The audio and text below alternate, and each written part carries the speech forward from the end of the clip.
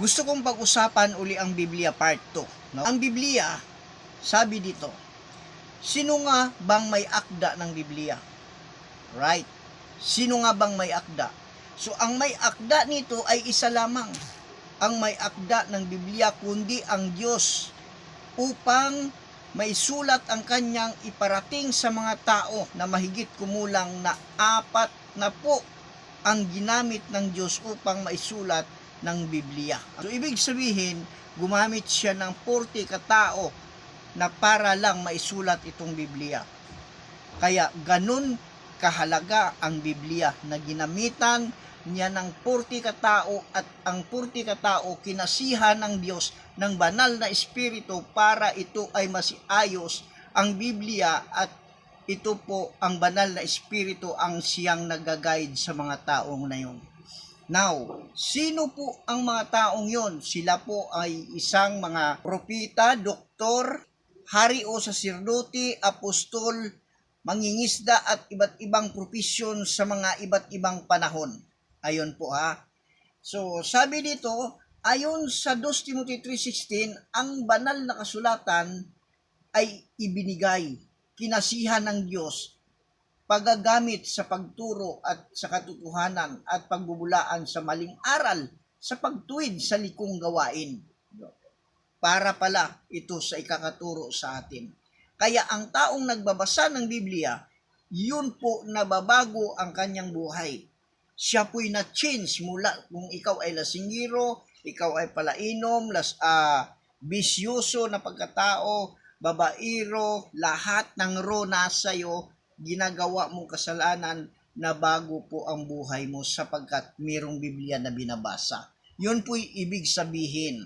So, sabi dito kaibigan, ang Biblia ay naisulat nung higit kumulang ng 1,500 na taon simula ng panahon ni Moses hanggang sa 100 AD.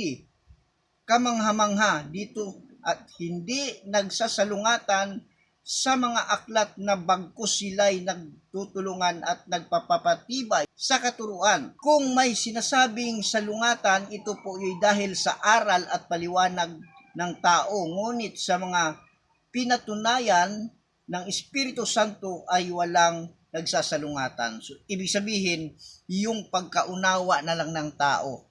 Yung kailangan ang tao ay mayroong banal din Espiritu para maintindihan at maunawaan ang Biblia. Pero kung wala kang Espiritu ng Diyos, ay sorry to tell you, hindi mo maintindihan at maunawaan ang Biblia. Lalo na kung ikaw nagtuturo, wala kang banal na Espiritu ng Diyos, wala kang guide. Dahil basta ka lang nag-aral o basta ka lang nagturo. Tapos ngayon wala kang banal na Espiritu, hindi mo hiningi sa Diyos, mali ang interpretasyon mo, kaya ito'y nagkasalungatan, maraming debate na nangyayari.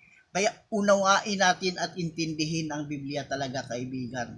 Sapagat ang Biblia ibinigay sa atin sa pagtuturo at ikakatuwid mo, ikakatuwid ko bawat isang tao na tumanggap sa Panginoon na babago po ang kanyang buhay kaibigan. Kaya mahalaga ang Biblia, huwag po nating baliwalain, magbasa ka and then ipag-pray mo muna sapagkat ang panalangin mo ay maihayag sa iyo ang katotohanan sapagkat ang banal na Espiritu ang siyang nag-lead sa mga gumagawa o sumusulat.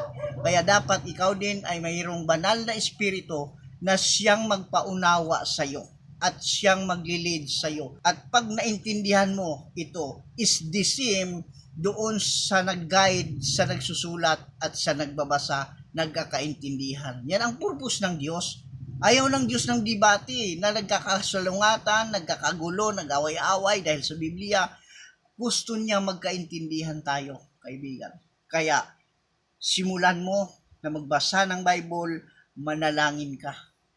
Idalangin mo. Merong pagpakumbabang loob, wag sa kayabang. God bless you, and meron pang part 3 niyan.